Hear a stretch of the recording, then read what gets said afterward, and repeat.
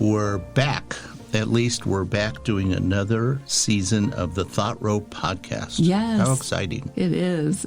And it was a greatly needed break, but, I have to admit, I did miss the conversations we have with our creative guests. And there were some very creative guests. I have to agree. Yeah. We certainly have been, you and I have been really fortunate that we were able to talk to so many really talented people. Yes, and we have some pretty interesting guests lined up.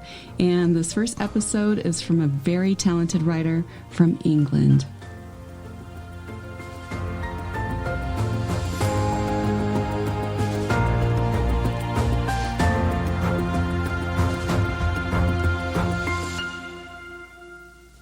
Hi, everyone. Hope you've been having a wonderfully creative week. I'm Rod Jones, and we celebrate what people love to do creatively by giving them a voice so you can learn and be motivated by their life's experiences. And I'm Angie Jones. Welcome to Thought Row Podcast. We invite you to subscribe wherever you listen, and we focus on sharing with everyone how they can think, be, and live more creatively. So why don't you tell our listeners who our guest is today? Okay, well, today we're going to be speaking with Emily Scialom, and she's an author, poet, and musician based in Cambridge, England. That's exciting. Yeah. Well, this was the week that, unfortunately, Queen Elizabeth passed away. True. So I'm sure we're going to talk a little bit about that with our guest, Yeah. seeing how she's from England. Yeah, she is from England. But how about let's start with your quote to open this season's episode. Yes, season 3 opening quote. Here it is. Well, I really wanted to get a quote from Her Majesty Queen Elizabeth II, and I found a really great quote. So here it is.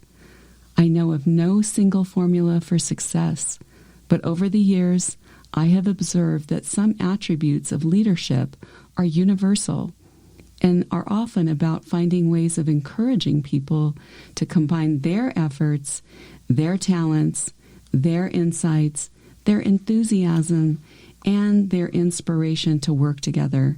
And of course, that's by Queen Elizabeth II. What a great quote, I think. It's a great quote, but it also kind of exemplifies how she lived her life, doesn't it? Absolutely. Very inspirational and then engaging people and motivating. Motivating, exactly. I have to admit, I was really sorry to hear of her passing.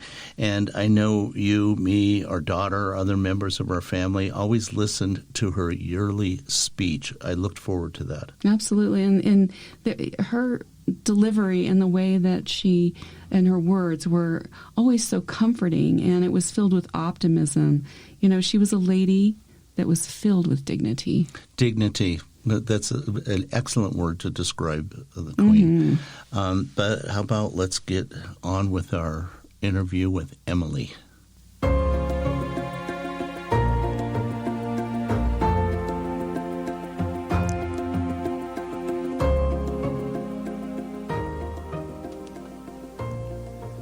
Emily, we're so pleased to have you as a guest, and we're really looking forward to learning more about your journey as a writer and a poet. Hi, Emily. Yes, we're so excited to have you with us today, and we're also going to chat with you about your career in music and entertainment. Hello, Rod and Inti. It's lovely to be here with you, and I'm excited to hear where the discussion leads to. Well, I think it's going to be a good one because you're so talented. Absolutely. And all our listeners love to hear what other talented people are doing. People. Before we get into this, unfortunately, the Queen passed away, I guess it was yesterday. Yeah. And by the time this show airs, it's going to be a week later. But you're a British citizen, so we thought we'd get a little bit of input about how that... Yeah, what are your thoughts on that, Emily? What are your thoughts? Well, my immediate reaction is one of deep sadness. She's been a stalwart in all of our lives here in Britain for generations, really. And obviously, I grew up with grandparents and relatives who really idolized her and saw her as a figure of of stability and kindness and dignity. So essentially, it is a sad point in this country's history, and I'm not quite sure where it will go from here. I hope it will stabilize at some point. Well, I know Americans have always had tremendous respect, actually, for the monarch family, right? Yeah, absolutely. And for us personally, you used a word that I love to use when referring to Her Majesty, and that is the word dignity. She exemplifies that word. And in America, I think we see it in a lot of our own local media, and you can sense a sadness, but it's unfortunate. Yeah. But anyway, let's move on with our interview with you. Yeah, definitely. So we know you're from England, so why don't you tell us a little bit about where you're originally from, where you grew up, and where you're living now? Well, you've organised that question quite nicely for me, because I have travelled basically a triangle across the country. I was born in London. I spent my first 2 years there. Obviously, I don't remember them at all, but I lived in Hackney for a couple of years. And then I grew up for most of my childhood in Glastonbury, which is in the west coast and the west country of England, so the west of England. And that was a very magical place. Obviously, it's steeped in folklore and mythology and spirituality, so that has impacted my writing greatly. And at the moment, I'm living in Cambridge. I moved here when I was 12, and apart from 3 years in Liverpool for university, I've pretty much remained here, dotted around the city. And that triangle really sums up my life: London, Glastonbury and Cambridge. Do you have a favorite childhood memory? The one that sticks out in my mind is when I was at St Ben's Primary School in Glastonbury. I really wasn't happy, and a lot of the kids there empathised and sympathised with my attitudes, and I essentially arranged a mass walkout of the school, and a group gathered at the back gates, and I soon realised that no one would come with me, and I thought, instead of having it as a complete failure of a mass walkout, I'll leave. So I ran home, and I ran home so fast that I gave myself heat stroke. Oh, no. And I woke up... and I woke up in my room with, obviously everyone was very worried about me, and I'd just gone home and gone to bed essentially, but the police were in my room and the headmistress, and my dad was very much not happy. So that was my hilarious first attempt at social change, really, and I like to think I channel my energies in a more productive and reasonable manner now. That's so true. That's oh my a great gosh. Story. That's a great story, really. Thank you. I'm glad you were okay, though. My goodness, even though the heat stroke was probably not That could be dangerous. Fun, it could be very dangerous. It wasn't great, Inchi, no, but essentially I did survive to tell the tale, so that's something. There we go. Good for you, though. Okay, so let's move forward to today, Emily, and tell us about what you're doing currently and what you are most proud of. Okay, well, at the moment I'm writing my 7th book. It's about 20,000 words long, so maybe approaching the halfway point if it's a short book, or, onwards from there. Mm-hmm. And I spend a lot of time promoting and distributing my first 5 books, which are available. And I'm currently looking for a literary agent for my 6th book.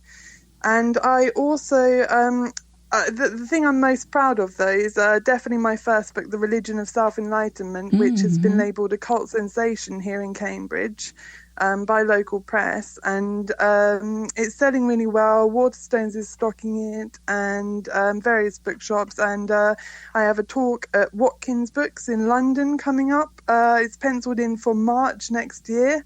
So a book talk in London is definitely something I'll look forward to immensely.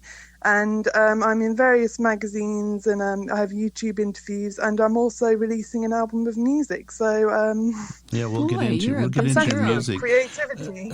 But Emily, why don't you tell us a little bit about that first book? What is it? Without giving away the plot, What is it all about? Well, it's about a man who is described as being proudly boring. He's very, very robotic in his attitudes and his behaviours. He has a girlfriend he doesn't care about, a job he doesn't care about, and he feels he's hurtling towards a pointless extinction, and this depresses him greatly. But when he actually physically dies in a car accident, he has what is termed as a near-death experience, and no one believes him. So he goes on a journey of self-reflection and self-discovery and this kind of thing, and essentially writes a whole new religion based on love and oneness and this kind of thing in an attempt to save the world, essentially. Wow, that's a nice little tantalizing description. I want to read this at this point. It sounds so exciting. But I think a lot of people can kind of relate to some of his feelings that he has in the book. So I think that would be... Yeah, definitely. Yeah. I've had so many people say to me that the main character could be them and this kind of thing. And often, actually, people make the joke when I say it's about a boring man, they say, is it about me? And about 10 people have made that joke to me at this point. So it does resonate with people, yes. Very funny. You know, I've heard you mention the term enlightenment, especially when we had our first interview with you. And you seem to pick up on that theme in your writing and in your poetry. How did you come to pursue that direction? What does enlightenment mean to you? Well, as a believer in reincarnation and a lot of Eastern philosophy, I see enlightenment as the point where you have learned your lessons and you have experienced, experienced life in its fullness, and essentially you have surpass the maze of experience that is required to become a whole and unified and beautiful, loving human being. So essentially you can be enlightened in this life, but I imagine it involves experiences in worlds beyond our own as well. And the reason I called the book The Religion of Self-Enlightenment is because I was sitting in my garden one day and I thought, because our beliefs are so varied, like we all have a fingerprint which is unique, an iris which is unique, and our perceptions of life are very unique as well.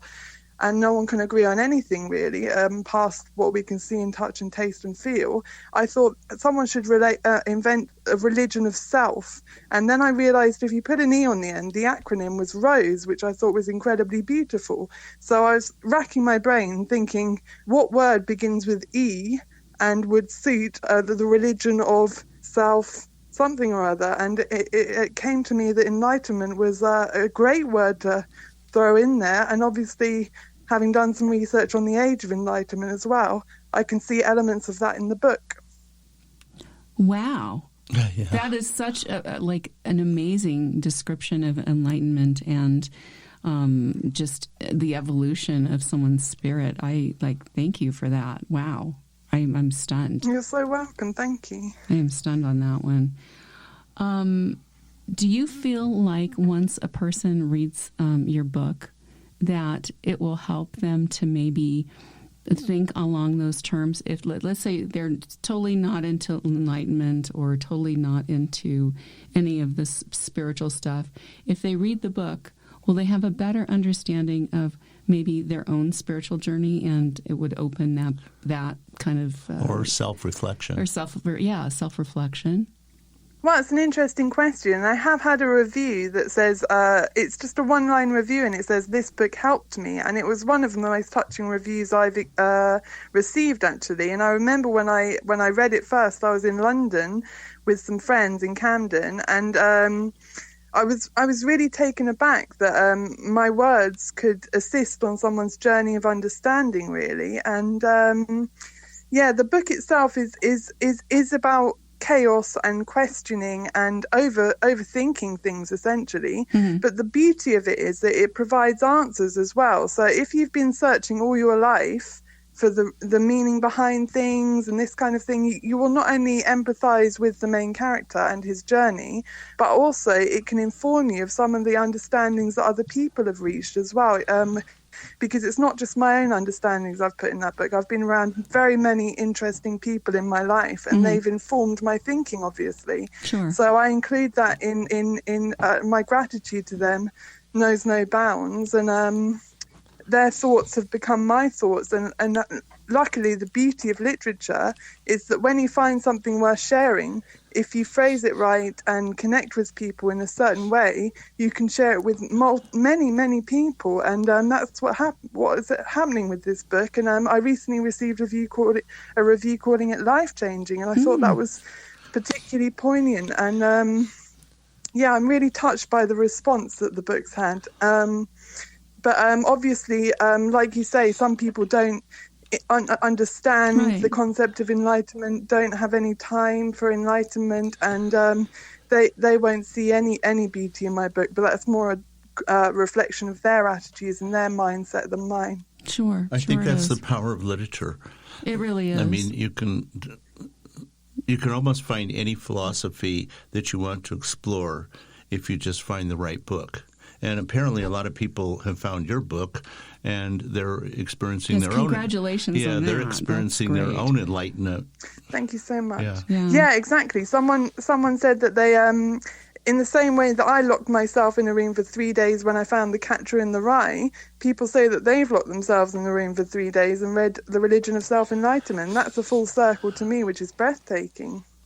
That is really amazing. We were just talking about Catcher in the Rye, and we're both like, we really need to reread this book. Yeah, so that's really interesting you said that. I have mixed emotions about it, but I haven't read it in years. 30 years, probably. Time to read it again. But you're not going to end up like a Pierre Salinger there, are you? J.D. Salinger. Pierre, I don't think you want to end up like Pierre Salinger. He's a political guy. But you're not going to write one book and then steal away in the night and never be seen again, are you? Yeah, please no. I'm not. Obviously, that's an option when you start with a bang. And I really spent 8 years writing my first book. So a lot of what I wanted to say to the world is condensed into one novel. But I find myself with more to say. And so I will find a way to communicate that with people.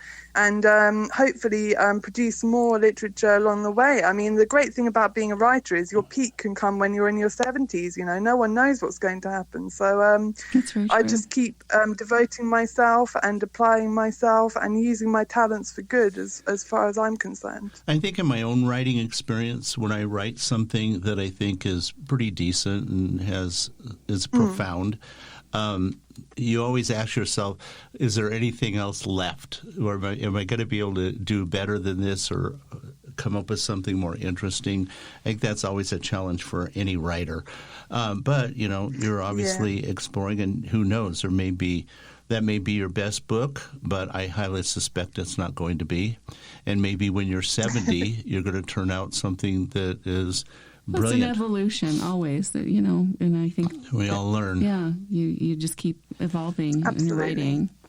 But, I wanted to ask you about when we had our initial interview with you, you had talked about how your family has been very inspirational in your creativity.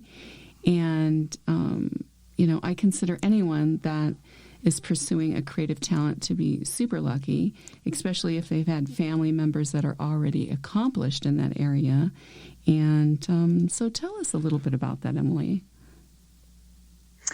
Well, basically, I was born to two journalists in the 80s. My mother worked for a music magazine and interviewed Richard Attenborough at some point in time, the filmmaker. Yeah. And, essentially she was quite a high flyer. And my father co-founded CTW, which is a computer magazine that was in Britain at the time.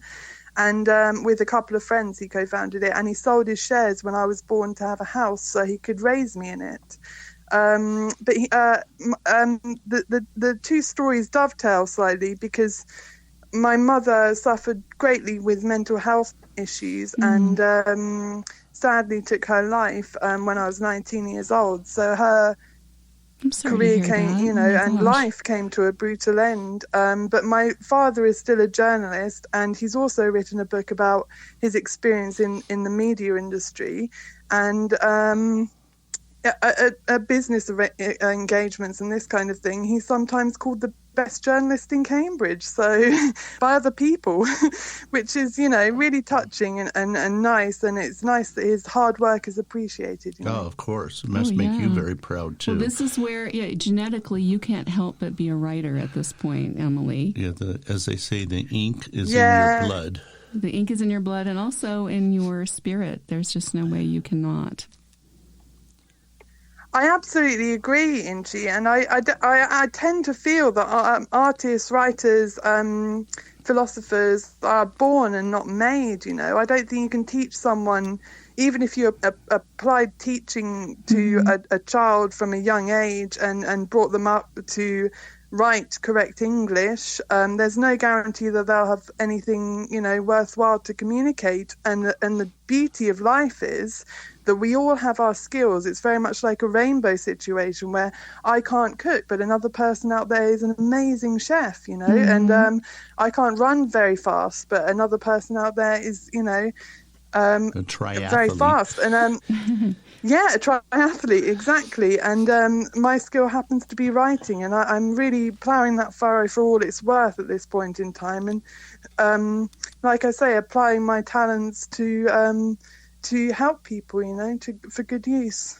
This may be a kind of maybe a too personal of a question, but I know a lot of creative people, especially writers, when you read about writers' lives, like one really famous one was a Pulitzer Prize-winning author, but he lived his life as a longshoreman, and maybe that helped in his writing. Do you work at an occupation that helps you with your writing? Well, I've worked in the music industry for a while on the outskirts, and that certainly was an insight into that creative side of things. But at the moment, I just volunteer at a bookshop, which is kind of like a square peg in a square hole. It's a writer working in a bookshop suits me and suits my employers or whatever, as very well. And I'm really pleased to have just started working in a bookshop. For 6 years I was mainly writing, actually, and I've produced 5 or 6 or 7 books in that time. I lose count, obviously. Right. But essentially I've been using my time productively, and now I feel that a work-life balance is called for. I think that's very well put, because so often creative people, artists are the worst at this. They say, gee, if all I had to do was just paint all day. Well, if they painted all day, they may not be as good of an artist. Just like I mentioned the longshoreman, Eric Hoffer. Unloading and loading ships as a stevedore gave him time to think and be creative. And so consequently, ultimately, that ended up in his novels, and he became very famous. But nobody will ever consider him famous as a stevedore, but certainly as an author. But if he wasn't loading and unloading ships, he would have starved. So I think that's kind of an important thing today. I want to ask you, writing is pretty much a solitary occupation, and I'd like to know, how has that affected you? And after you answer that, just for fun, tell us what a day in the life of Emily is like. Well, writing is a solitary occupation, but I've become, as I have gotten older, really, I've become more and more comfortable in my own company. And I find engaging with people can inspire great ideas and bring so much inspiration and energy to your world. However, when it comes to the creative process, no one can hold your hand and guide you through it. So you have to kind of go on your own initiative and your own instincts and this kind of thing. And previously, I'd write for like 12 hours a day when I was writing the Religion of Self-Enlightenment. And I'd obsess about everything to do with the book, and then I'd take breaks for 6 months, get a job and work, and then come back to it and be obsessed with it for 6 months. And it went on and off like that throughout the creative process. But now I kind of spend my days waiting for inspiration, and I only really write when the lightning bolt strikes, if you like. And thankfully, I've never had a dry patch. And the words are flowing, so to speak, and I'm very pleased with the direction that everything's going in. Yeah, I mean, as I say, it's a long path, and who knows what the future holds. Well, that's a day in the life of Emily for sure. Well, yeah, and then also I think that the way that you did your first book, where you took 6 months on and 6 months off, it's kind of that gave you time to ruminate in what you really wanted to write, and also your feelings can, then develop and evolve. Also, I think working in a bookshop, I think that's a great thing. It just smells like brilliance when you walk in the door. And not to mention the fact, I think it's very interesting, the people that are browsing in there, and they're picking up different titles, and you could just see them getting absorbed in it. And I think there's just a very, very unique feeling that you get when you're in a bookstore, as opposed to looking on Amazon to buy a book. It's not the same. It's just not the same. No. The other day when we went in that bookshop, you're right. Angie and I went in a bookshop the other day, and it just, I don't know. I both never of us, wanted to leave, Yeah, we just took this honestly. huge sigh of relief. I It just love it. felt such a comfortable place to be. Anyway. Yeah. Well, books are doing very well, thanks to the pandemic in some ways. I mean, people seem to have a passion for reading, even though they have all these distractions going on social media and whatnot. And that's to the human race's credit, I feel. Books are invaluable and carry wisdom and beauty, in spades. That's so true, Sure. and it's so good that people are maybe starting to pick up a book over social media and, leaving that I've to seen the side. You see photos of people on the tube in London, and everyone's got a book all in a row, and it's a really beautiful thing, actually, to think books continue to bring people such joy, even though times have been very tricky, and it was very unclear for a long time which industries would thrive and which would fall by the wayside in this endless process of financial evolution. So true, so true. But yeah, books are doing well. Yeah, and speaking of books, we know you are an author of 6 books, and you're working on your 7th currently. And some Correct. of the books that you have written are poetry. But we also understand that you're very musically talented. Can you tell us a little bit about your musical career? Of course, and you're right to ask, because it's a fascinating story. I basically picked up the guitar when I was 14, decided it hurt my finders, and then restarted the whole thing when I was 16 and started writing my own songs, which made people cry, and it was all very emotional, finding that way to connect to my inner world through a creative passion for the first time. And fast forward a few years, I had demo CDs recorded on a home 8-track that I would hand out to singers and bassists at university, and I had the opportunity to be in a band there that I believe would have been extraordinary. And it's hard to think of that now because the music industry is in such a mess. But back in the day, bands were quite common, and I was planning to be in one, but I got stage fright. I was like a deer in headlights, and I ran away from the whole thing. Ended up having a nervous breakdown about the decisions I made during that time. But because it was just after my mother's sad passing, I really wasn't in the emotional headspace to deal with any kind of success in the music industry. But obviously I still had a passion for it, and in 2014 I started recording in a studio near Cambridge with a great producer, Mick, and over the course of 8 years I've managed to eke out an album, which is my pride and joy at the moment, I'll be honest. Oh, how wonderful. I'm glad you went back after feeling so overwhelmed by it, because I think that was just a little too soon after, all of the events that took place with your mom. And yeah, anyone who knows about sudden death will know that you need time to grieve afterwards. And unfortunately, because it was in my adolescence, I was really becoming an adult with a crippled emotional inner world, and that was a volcanic combination, and led to a lot of heartbreak and painful situations for not just being me, but my family and friends and potential bandmates as well, But like I say, when someone leaves suddenly, you do need years to rebalance yourself and see the joy in life again, really. Oh, sure. You really do. That's just part of the healing process, I think. It is. It really Absolutely, is. yeah. So I forgive myself, but also, like I say, utilizing talents is the name of the game in my eyes. And I'm so pleased that my album, Glastonbury's Child, will be available on streaming sites soon. And I can't wait for people to hear it. Well, when it arrives on streaming, maybe you can send us a link to it, and we will put it up on your show guest page so people can stream it and check it out, because it sounds so good. I want to stream it. Me too. So Emily, there are about 3 or 4 tracks which are really good on it. So I'd be happy to. We'll listen to it all, and then we'll guess which are your favorite. Good plan. How has your writing affected your pursuit of other forms of creativity and entertainment? And then also, kind of adding to that, what do you think passion, or why do you think passion is so important?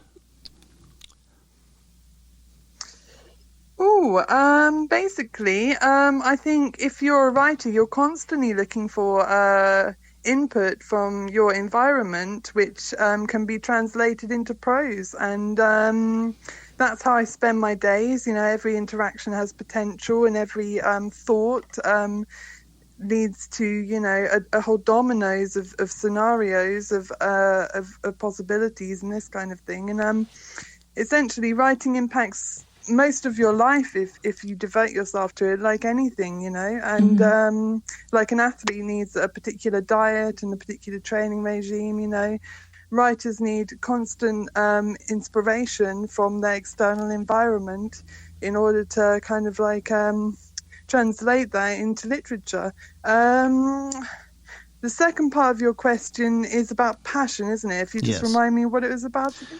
Why do you think passion is so important? Well, essentially, if you don't love what you do, then you're doing the wrong thing in my eyes. And a passion for your output and your reputation and the way people see you. If you want first-rate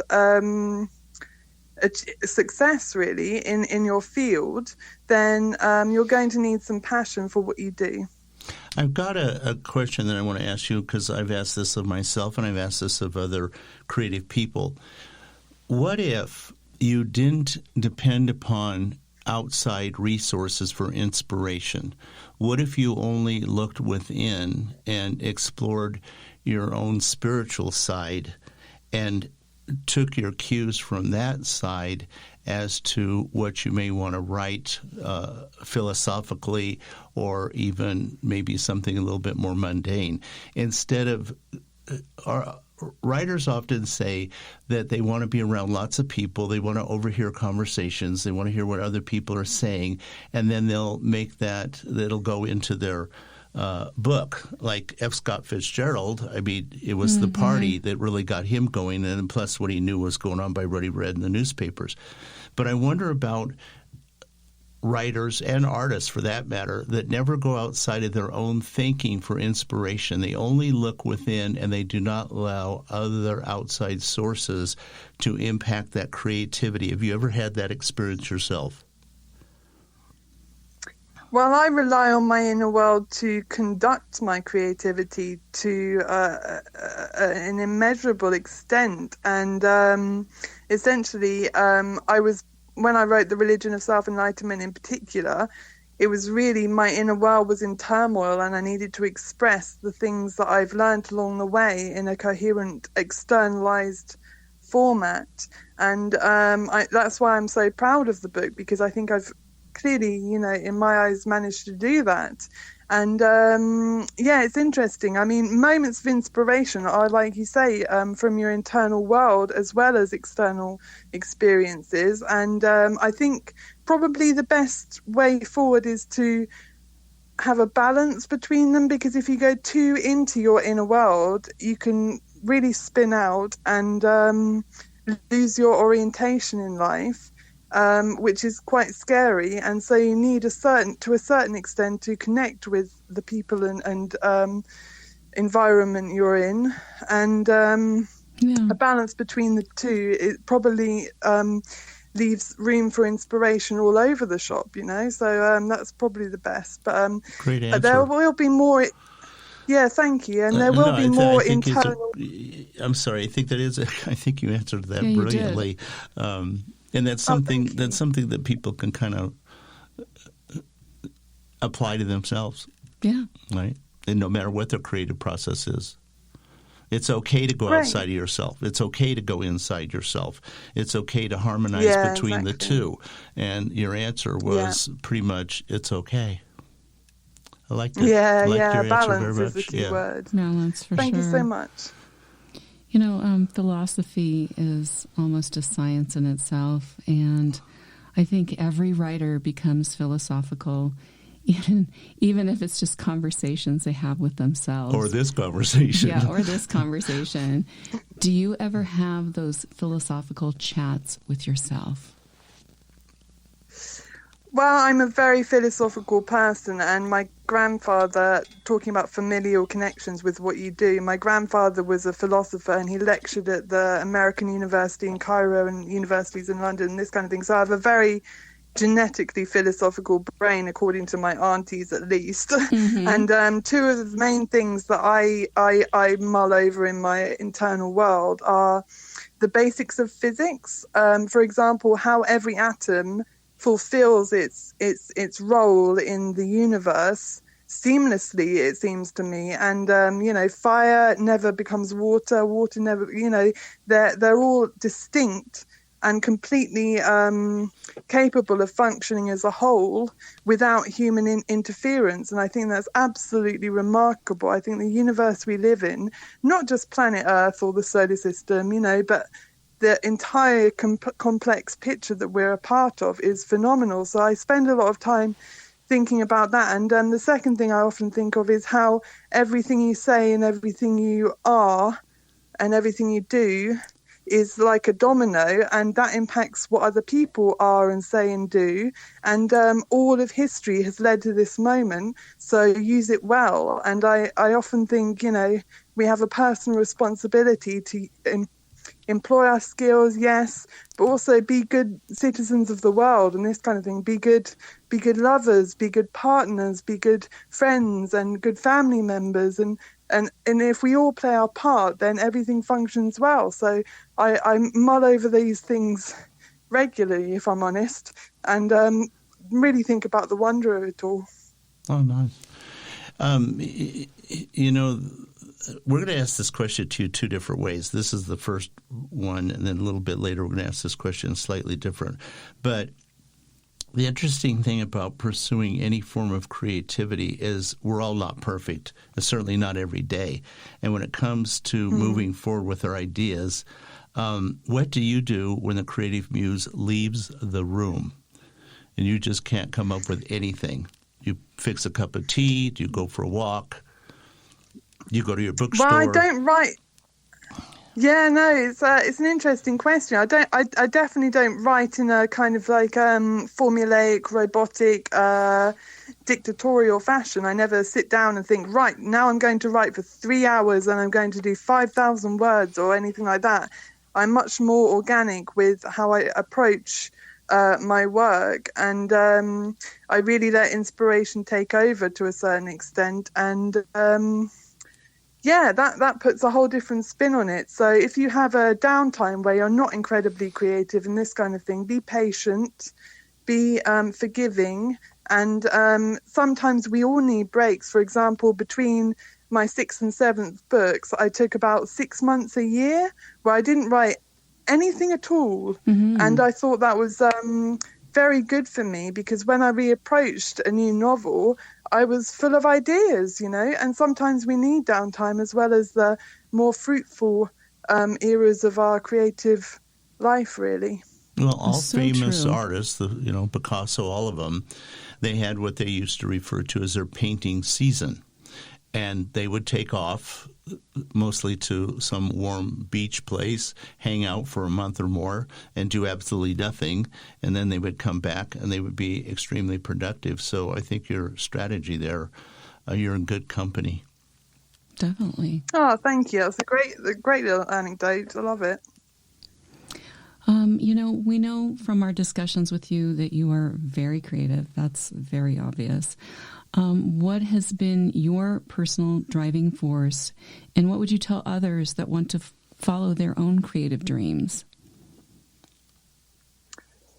Well, going back to the idea that artists, writers are born and not made, I had an interesting dialogue with my nanny when I was a child, and she told me I'd be a writer because she had a dream of me being a writer on the radio. And when I was a writer on BBC Radio at the tail end of last year, I spoke to her for the first time in several years due to a falling out, a family rift or whatever. And I mentioned that I was on the radio and it would be a nice full circle if she could listen, and she did. And I just feel like I'm in the right vocation and I'm doing the right things with my life. And that is an invaluable feeling because, as we well know, all of us, the world is very chaotic at the moment. And if you're playing your part well and to the best of your ability, that's all you can do, really. Well, yeah, exactly. So I'm glad you and your true. auntie got back together. Yeah. This is the other part of that question. Every successful creative person tries to be original and authentic, but there are times when we all have some self-doubt. How do you manage to get through those times when you have self-doubt? Well, as anyone who knows me knows, I have a burning passion for especially the Religion of Self-Enlightenment, but to a certain extent all my books. And I don't really struggle with self-doubt. I more feel the confusion, like, why is it taking so long? All these kind of questions. And I spoke to someone at the London Book Fair who said the average trajectory of a best-selling novel is 10 years. And the Religion of Self-Enlightenment is about 6 years, and it's already been declared a cult sensation. So it's doing quite well, but that is a long trajectory, And unfortunately, you can't just click your fingers and differentiate between thousands of books that are published every year and see which ones are good and which ones are not. And sometimes successful books are really not good, and sometimes good books that get left on a pile. And there's no rhyme or reason to the creative process in that sense, And sometimes it takes hundreds of years to rectify a fault. A forgotten book becomes a bestseller finally years after the author's death, and this kind of thing. So it's really like hit and miss. And any creative person knows it can be very frustrating at times. Well, my tip to myself and all of us is to thy own self be true. You just really have to do what you feel is right in your heart. So true. And then also don't take anything personally that your novel or whatever your book you've written or a book is not at the top of the charts. It does not, like you were saying, Emily, it does not really reflect on your writing. No matter what you're doing creatively, you just have to be true to yourself. And That's rather so you true. get the accolades do not mean you're great. How you feel about absolutely. it is how you personally feel about it is what's most important, and what you derive from it. You could sit there and write a great book, and apparently you have done this, Emily. You've actually reflected back on your own writings, which it's really the interesting thing about that, I think, is if you go back and read your book, you put it down, you don't read it for 5 years or 10 years, and you pick it up and read it, you get a whole different outlook on it because your mind and your life and your thoughts have changed so much. It's the same with a piece of art. When Angie and I have had the opportunity to go to a famous museum and look at a great piece of art and go, oh, wow, this is so wonderful, get real excited about it, and we come back 5 years later and look at each other and go, why the heck did we like this piece of art? This painting? We all change. So true.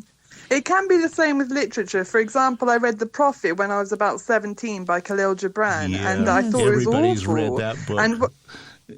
I know, but when I reread it when I was 22 or something like that, I thought it was amazing. I couldn't understand what I've missed the first time, but because everyone raved about it, I felt obliged to return to it and see what all the fuss was about. And I really saw it the second time, so it works both ways, really. Well, during the 60s and 70s, I'm pretty sure of this, that book was on every shelf in America. And if you went over to somebody's house and they didn't have a copy of that, you thought there was something wrong with them. Like, how will you ever be happy in life if you have not read that? Well, I tend to agree after reading it twice. So, yeah. But going back to your earlier question of what inspires me, I definitely have to mention my faith, and I really have strong faith, and I won't go into it too deeply, but that keeps me here and keeps me breathing and alive and pursuing a beautiful life, you know. So that is something that I'm very grateful to have within my inner world, you know. Faith is very, very important, and we adhere to that ourselves. And, good for you. Yeah, that's right so where you should be. Yeah, be. thank you. So good to hear.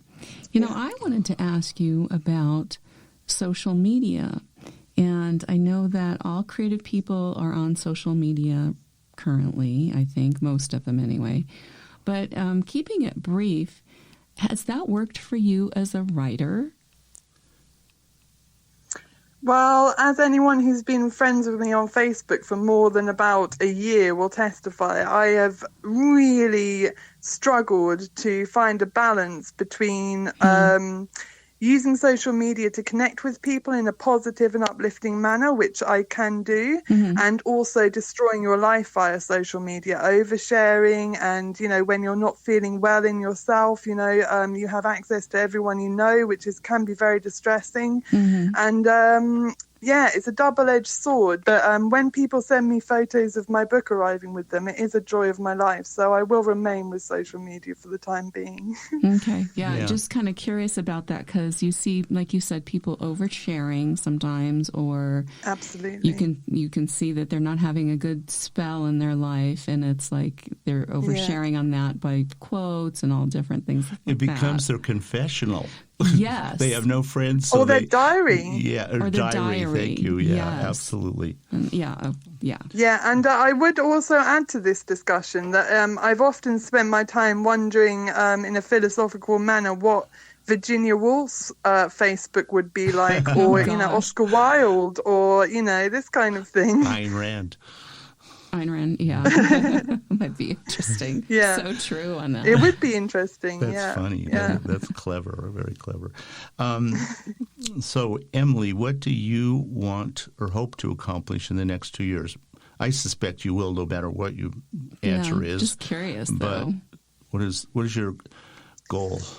Well, the concrete goal is to finish my 7th novel, submit it to literary agents and get a mainstream publishing deal, major publishing deal, and get the support that I feel my books deserve, because I see a lot of books out there with posters on the London Underground and features in a magazine and this kind of thing. And then I read the book and it's drivel, and that really frustrates me, and it must frustrate a lot of other writers out there who I'm sure are doing work which is, you know, worth people's attention. And unfortunately, we have a topsy-turvy publishing industry that neglects good books and tends to go with, you know, it's a who knows who kind of world, isn't it? Who can get you further along the gravy train or whatever than your talent. And I think that's a very sad indictment of, you know, the world as we know it, or the current state of affairs. But so much I'd change about so many aspects of literature, but at the same time there is so much to say for the potential to produce books at this point in time is probably easier than any point in history. And that's an exciting proposition for a lot of people who have something to say, you know, the accessibility of printing and publishing your work. So pros and cons. Self-publishing for sure. That's changed the dynamic, even working with traditional publishing houses. But what also, it's advertising budgets If you're born into a family that's very wealthy, you write a book, and like you said, even if it's dribble, you got enough money to push it to shove it down people's throats, and then it's everywhere. It's on every like you said, it's on posters, and then all of a sudden you start feeling like there's something wrong with you if you've not read it. You read it, you think it's junk, but you don't dare say anything because everybody in the room is going to look at you and say, "Oh, you didn't like that book? It was written by so and so, so famous." Yeah, for sure. Angie, it's time for your famous question. Oh my gosh, we've already gotten to the end of our show. Well, Emily, now comes the time that we ask you the question we ask everyone that's been a guest on Thought Row. And that is, if you could sit on a park bench and chat with anyone from the past, who would it be? Well, obviously, throughout history, there have been fascinating and inspirational and beautiful people, which kind of permeate our understanding of life. Mm-hmm. However, I would go straight for the main man, which is Mr. Jesus Christ. And I really would sit on a bench with him and ask him about all the suffering in the world and what I can do about it, what we can do about it collectively. And how our attitudes can change to be more aligned with our purpose. So, as you can tell, I am a very philosophical person and a spiritual person as well. So, I would go straight for the number one. You know what? I think yes. the layer down of rules and laws that we all should adhere to. I want to say that that is a brilliant and a great and an answer that we have tremendous respect for. We have had other people answer the same way, and they all say it with passion and conviction, and we really appreciate your answer there. Yes. That was Thank good. You. That's and beautiful you answer. worded it really quite nicely. Beautiful answer. So I guess we are at the end of the show, but Emily, I want to tell you, Angie and I are coming off what we like to call our break. Our summer break. Yeah. Our summer break. We haven't been doing these podcasts for 30 days. We've been doing reruns, as they say.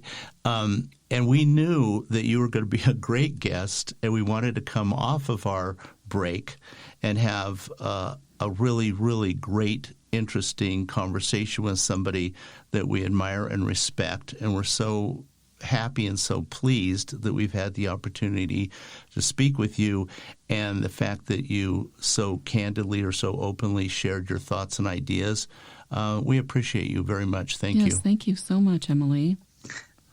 Oh, you're incredibly sweet, guys. And when I came to America, I was really overwhelmed with the hospitality that people showed me there. And this experience has been no different. So thank you both immensely. Oh, you're so welcome. And thank you for sharing your creative journey and your life experiences with us. And now comes the time to let everyone know, if you'd like to know more about Emily Scialom, we will have links for her under the show guest tab on thoughtrow.com so everyone can learn more about her. And please connect with her on social media. And I think you have a website, so I'm going to say check out her website. EmilyScialom.com. Thank you. Thank you. Thank you. I'm really glad you tuned in today. We hope you enjoyed the thoughts and ideas we shared with you. We post a new podcast every week, so remember to subscribe wherever you listen to podcasts so you don't miss an episode. So it's bye for now from my husband Rod and I, wishing everyone a great day.